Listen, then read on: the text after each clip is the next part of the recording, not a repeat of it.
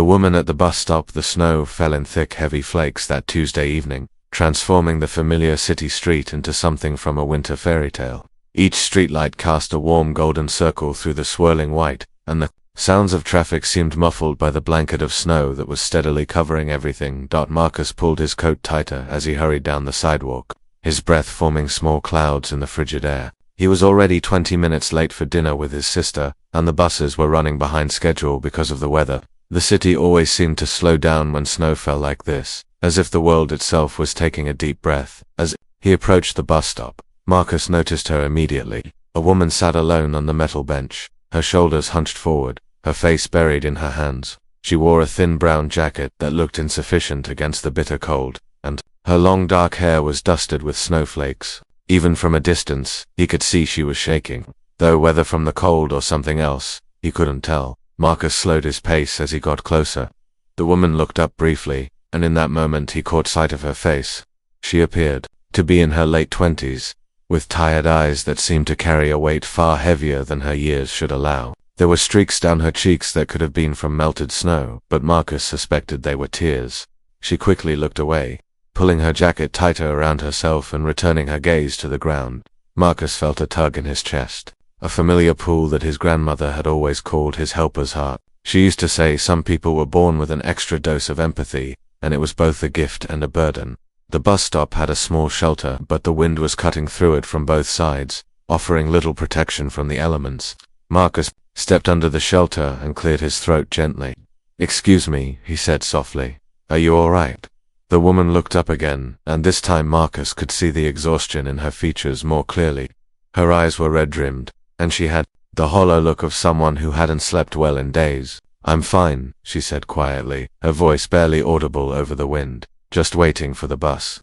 Marcus nodded, but something about her tone told him she was anything but fine.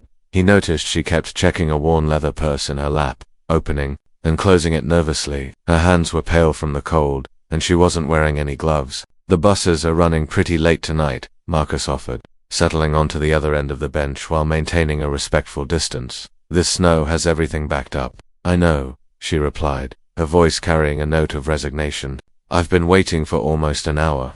Marcus pulled out his phone to check the bus app, though the screen was difficult to read with the snow swirling around them. "Looks like the next one should be here in about 15 minutes, maybe 20. With the weather." The woman nodded but said nothing. She kept glancing down the street in the direction the bus would come from, then back at her purse, then at her phone. There was an urgency to her movements that suggested this wasn't just about getting home from work or meeting friends for dinner. "Marcus, by the way," he said, hoping to ease some of the tension he could feel radiating from her. "Alina," she replied after a moment's hesitation. She managed a small smile, but it didn't quite reach her eyes. "Thank you for asking if I was okay. Most people just walk by. Well, it's a cold night to be sitting out here alone, and you look like you might have something weighing on your mind." Elena's composure cracked slightly at his words. She pressed her lips together and looked away, blinking rapidly. "It's been a difficult day," she admitted quietly. Marcus waited, sensing that she might want to talk but not wanting to push. Sometimes people just needed someone to listen, his grandmother had taught him. Sometimes the greatest gift you could give another person was simply your presence and your willingness to hear their story. After a long moment, Alina spoke again. "I lost my job today," she said, her voice barely a whisper. "They said it was budget cuts, but I think they just wanted someone younger, someone who would work for less money. I've been there for 3 years, and they gave me 2 weeks' notice." "I'm sorry," Marcus said sincerely. "That's rough, especially right before the holidays." Alina let out a shaky breath. "I have rent due next week, and my car broke down last month, which is why I'm taking the bus. I've been trying to figure out how I'm going to make everything work, but the numbers just don't add up." She opened her purse again, and Marcus caught a glimpse of what looked like bills and a small calculator. "And I have my daughter," she continued, her voice growing even quieter. "She's 8, and she's been asking about Christmas presents. I keep telling her we need to be patient, but how do you explain to an 8-year-old that Mummy doesn't know how she's going to pay for groceries, let alone presents?" Marcus felt his heart clench. He'd been in tight spots before, but never with a child depending on him. He couldn't imagine the weight of that responsibility, especially during the holidays. "Where is she tonight?" he asked gently. "At my neighbor's house. Mrs. Chen watches her sometimes when I have to work late or go to interviews." She's a godsend.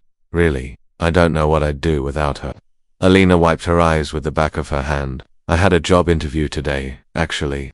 I thought it went well, but then when I got home, I found the notice from my current job. Former job, I guess. The snow continued to fall around them, creating an almost cocoon-like feeling in their small shelter. Other pedestrians hurried by, focused on getting to their warm destinations, but Marcus found himself completely absorbed in Elena's story. What kind of work do you do? He asked. I'm a bookkeeper, Elena said. Or I was. I handled accounts receivable and payroll for a small manufacturing company. I actually really enjoyed it. I'm good with numbers, and I liked helping the other employees when they had questions about their pay or benefits. Marcus nodded thoughtfully. There was something in the way Alina spoke about her work, a quiet confidence that suggested she was indeed good at what she did. He found himself wondering why someone would let go of a competent, experienced employee, especially one who clearly cared about the work and the people she served. The company I interviewed with today said they'd let me know by Friday, Alina continued, but I've heard that before. And even if I get it, there's still the gap between now and when I'd start. I don't know how I'm going to cover rent, and if I can't pay rent, then Sophia and I will have to move, and she'd have to change schools and— Her voice trailed off as the weight of all the possibilities seemed to crash down on her at once. Marcus watched as she put her head in her hands again, her shoulders shaking with silent sobs. Without thinking, Marcus reached into his jacket and pulled out his wallet. He had about $200 in cash. Money he'd been saving for Christmas, gifts for his family. He looked at Alina, then at the money, then back at Alina. Listen, he said carefully, not wanting to offend her pride. I know we just met, and I know this might sound strange, but— No, Alina said quickly, looking up and seeming to understand what he was about to offer. No, I can't. I appreciate the thought, but I can't take money from a stranger. I understand, Marcus said, but what if it wasn't just taking money? What if there was a way for you to earn it? Alina looked at him with confusion. I don't understand. Marcus pulled out his phone and scrolled through his contacts until he found what he was looking for. I work for a marketing firm downtown, he explained. We're actually looking for someone to help with our books, especially during tax season. It's temporary work, maybe 3 or 4 months, but it pays well. My boss, Jennifer, has been complaining for weeks that she needs help getting our financial records organized. She's been putting it off because she doesn't want to deal with the hassle of hiring someone. But if I brought her someone qualified who could start right away— Elena stared at him with wide eyes. Are you serious? Dead serious. And the best part is, most of the work can be done remotely once you understand our system. You could work from home, be there when Sophia gets out of school. Elena's hands were trembling now, but not from the cold. But you don't even know me. You don't know if I'm qualified, or reliable, or you've been sitting at a bus stop in a snowstorm for over an hour, trying to figure out how to take care of your daughter, Marcus said simply. You clearly know how to handle money and budgets, since you were doing exactly that when I sat down, and you've been working steadily for 3 years at your last job. That tells me everything I need to know about your reliability. The bus appeared in the distance, its headlights cutting through the swirling snow. As it grew closer, Marcus could see Elena's face cycling through a range of emotions: hope, disbelief, caution, and something that looked very much like relief. I could call Jennifer right now, Marcus offered. Set up a meeting for tomorrow morning. Elena was quiet for a long moment, watching the bus approach. Finally, she turned to look at Marcus directly. Why would you do this for someone you don't know? Marcus thought about his grandmother again, about all the times she'd helped neighbors and strangers alike, not because she had to, but because she could. Because sometimes we're put in each other's paths for a reason, he said. And because I believe that when you're in a position to help someone, especially someone who's clearly trying hard to help themselves, you should do it. The bus pulled up to the stop with a hiss of brakes and a cloud of exhaust. The doors opened, and warm air flowed out from inside. Elena stood up slowly, clutching her purse. She looked at the bus, then back at Marcus, then at the phone he was still holding out to her. Jennifer Martinez, Marcus said into the phone, which he dialed while Alina was thinking. It's Marcus. I know it's late, but I think I found the bookkeeper you've been looking for. Elena's eyes filled with tears again, but this time they looked different. This time they looked like tears of relief and gratitude rather than despair. As the bus waited and Marcus spoke with his boss, Elena wiped her eyes and took a deep breath of the cold night air. For the first time in weeks, she felt like she could breathe fully. She wants to meet you tomorrow at 9, Marcus said, hanging up the phone. and she's already excited about the possibility of having someone start before the new year. Alina looked at the bus driver, who was waiting patiently despite the delay. I need to get home to Sofia, she said. But Marcus, thank you. I don't know how to thank you enough. Just take care of yourself and your daughter, Marcus replied. And maybe, someday, when you see someone else who needs help, remember this moment. Alina nodded, tears streaming down her face. She stepped onto the bus, then turned back one more time. I won't forget this, she said. I won't forget you. As the bus pulled away, Marcus watched through the window as Alina found a seat. She was looking at a business card he'd given her with Jennifer's information.